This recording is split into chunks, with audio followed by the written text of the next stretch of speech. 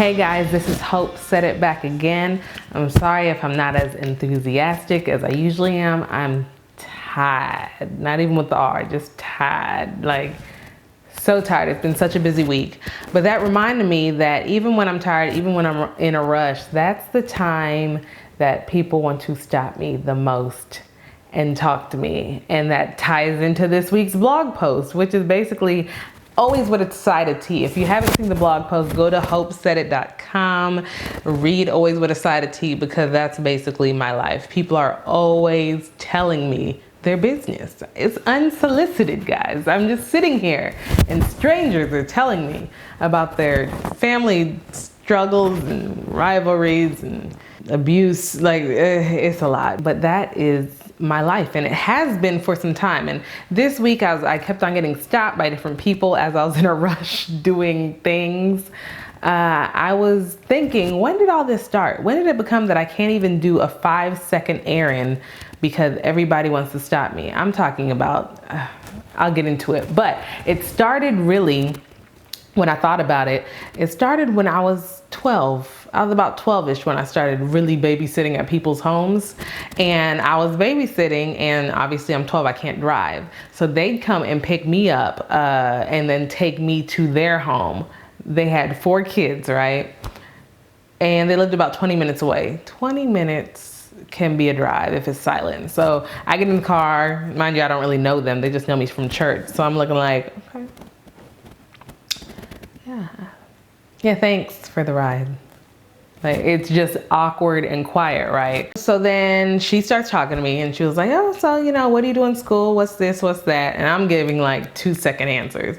That's good. Yeah, no complaints. Yeah, it's a cool school, whatever, you know?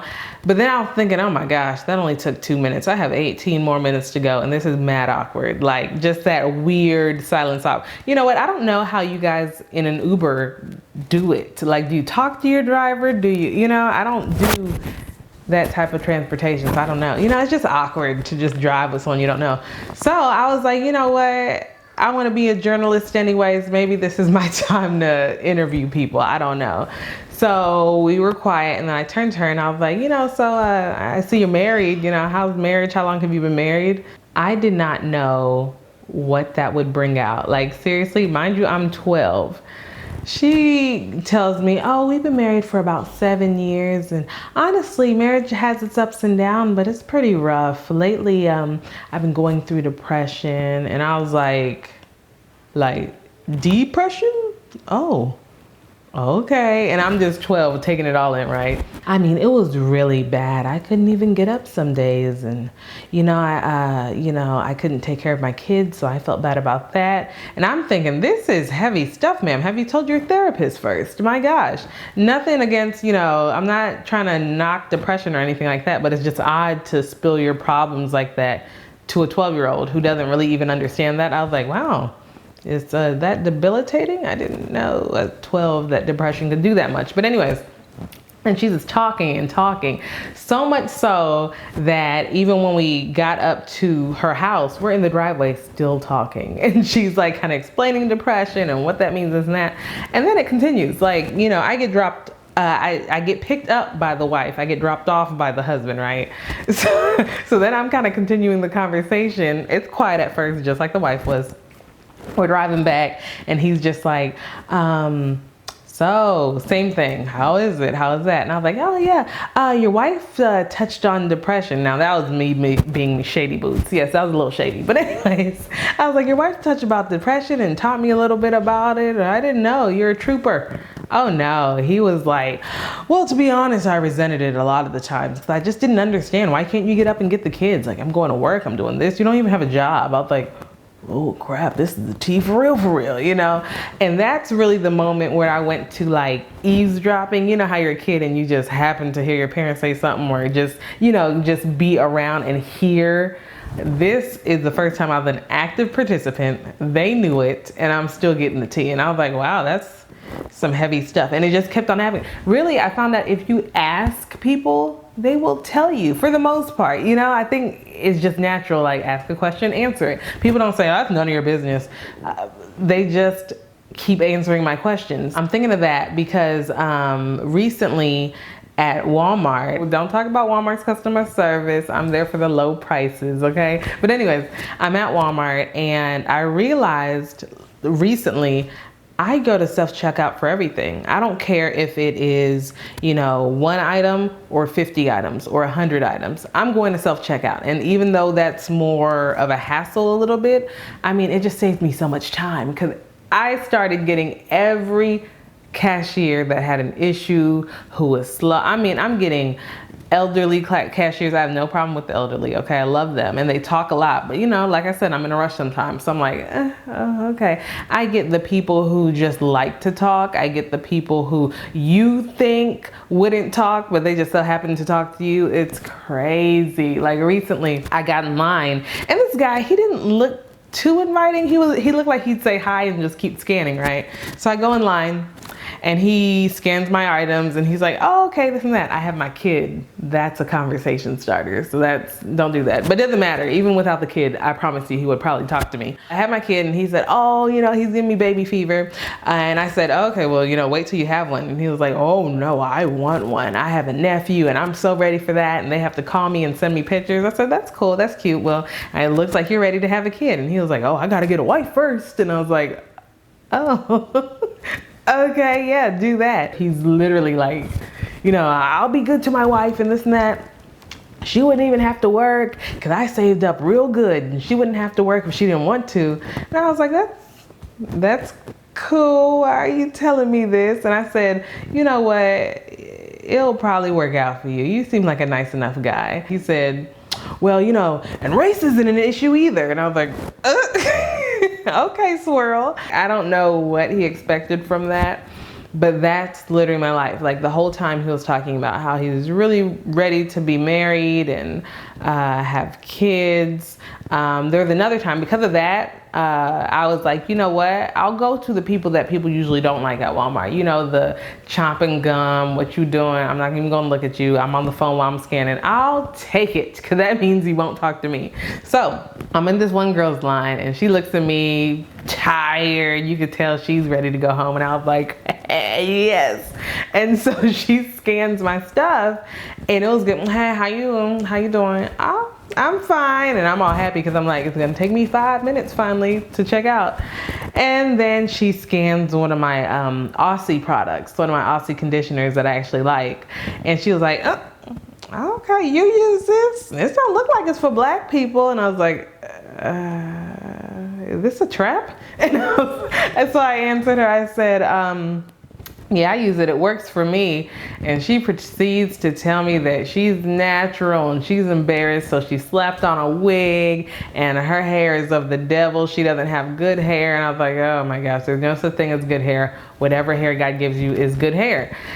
And she's just talking and it's all crunchy and dry. And how do I put moisture in it? Natural hair ain't for me. I need that creamy crack.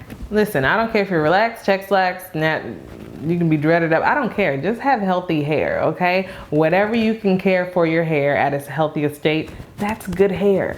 So, I mean, I didn't encourage her to go any, other way. I don't care. I'm not going to sway her to be natural or relaxed. But, we did have a long, like a good 15-minute conversation about just hair care and protein. Mind you, I'm not a guru. I was just saying my experience from my hair journey, what it's been. She was telling me about moisture and low manipulated styles and all this other stuff. So we interacted and I mean, it was just way longer than it had to be. It was actually longer than the other guy who wanted kids. So it's just been so much. I mean, I'll go to Sam's Club. Here's what's always gonna happen. I'm gonna have my son. I know the question that you're gonna ask. I've been asked 11 times already, okay? It is always, how old is he? Is this your first one? And I say no, obviously. Oh, how many others do you have? This is my third.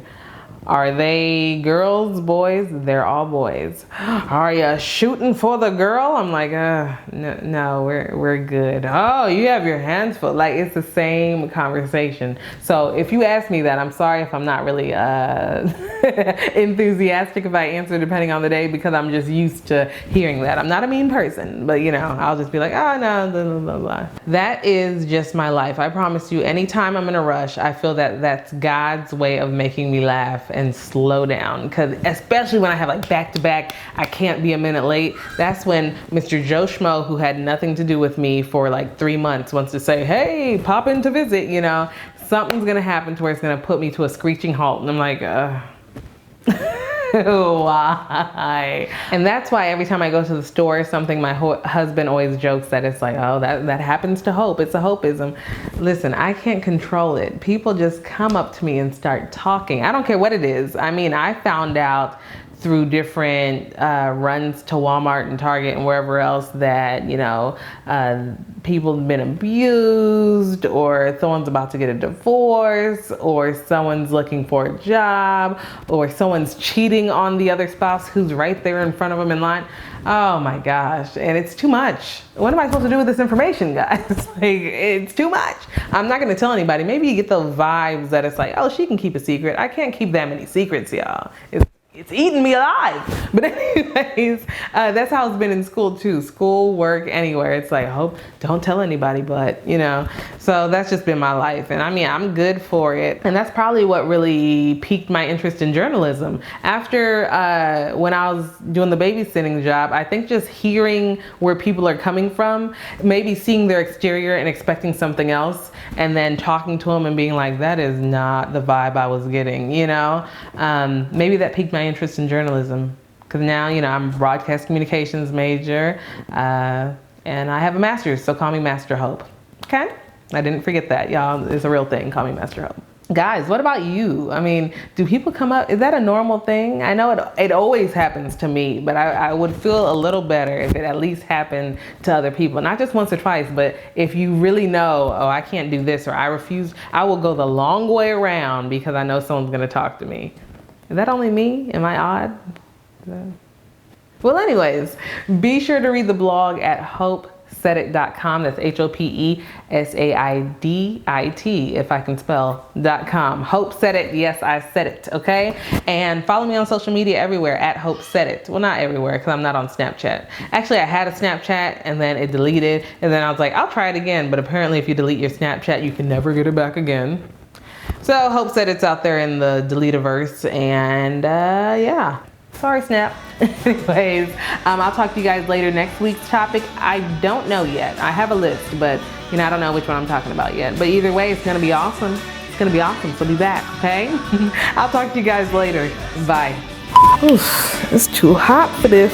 It's too hot for this. Is this recording?